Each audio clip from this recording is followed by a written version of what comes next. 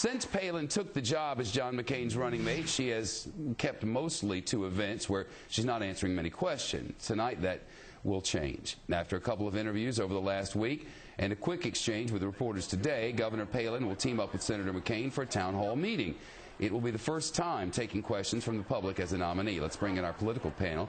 Public relations expert Fraser Seitel is president of Emerald Partners PR Consulting. Michelle Otis is a columnist from humanevents.com. That's a conservative publication website. And Bernard Whitman is a former pollster for Bill Clinton and a Democrat sitting over on that side. Good of you all. Thanks. I don't know the rules. I don't know if the questions are pre-screened, Fraser. I don't know what the context is going to be here. Do you? No, but it doesn't. We don't know. Nobody knows. It doesn't matter. Really? The first thing she's got to say, no matter what the question is, here's what the Bush Doctrine stands for.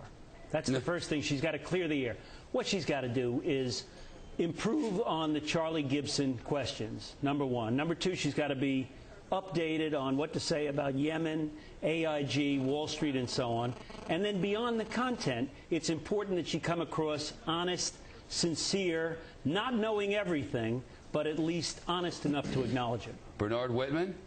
Honestly, Shep, I am so tired of talking about Sarah Palin. She is not ready for president. Well, I'm sure you are, because she's the bane of the existence of the Obama camp. Well, of course you know why? You know why? Because she has given John McCain the ability to duck the key question in this election, and that's the economy. And let me tell you why he wants to duck it. Because when he does have to answer that question, like he did yesterday, he said, let AIG fail. This shows just how little he understands the global economy today. That would have been catastrophic, and he was forced today to backtrack on that. We cannot afford to have someone who has been a champion of deregulation, who claims that he doesn't really know that much about the economy, to be in charge when our nation is facing the greatest financial crisis since the Great Depression. Michelle? All I can say is I know that what she won't say and what McCain won't say at the town hall meeting is that they're not going to raise taxes. They're not going to be for bigger government. And I think for some of the conservatives in Michigan, that's going to be a good enough answer. I think she's going to do really well. I think she comes from a background of a PTA.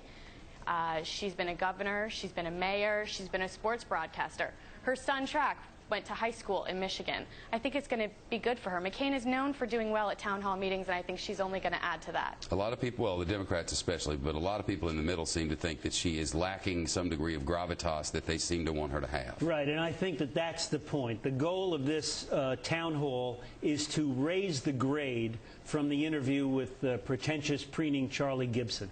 Pretentious preening? You thought that's what he was? What should he have done? Did I say that? You did. I mean, he asked a bunch of questions that seemed fair to me, you know? No, that he did indeed, but the one question, if you want to know how I feel about the doctrine that says we ought to preemptively go in and attack somebody if we think they're going to attack us, that's the way you ask it. Right. Okay. A lot of people have said that. Bernie, last word to you, because we're kind of unbalanced against you here. 27. No, I mean, the truth is, Sarah Palin has been hidden for weeks from the American people, and I'm glad that we'll finally be able to get to see her, but with less than 7 weeks to go before this election, do we really have enough time to get to know who Sarah Palin really is? Well, there's new information on Troopergate, and that's next.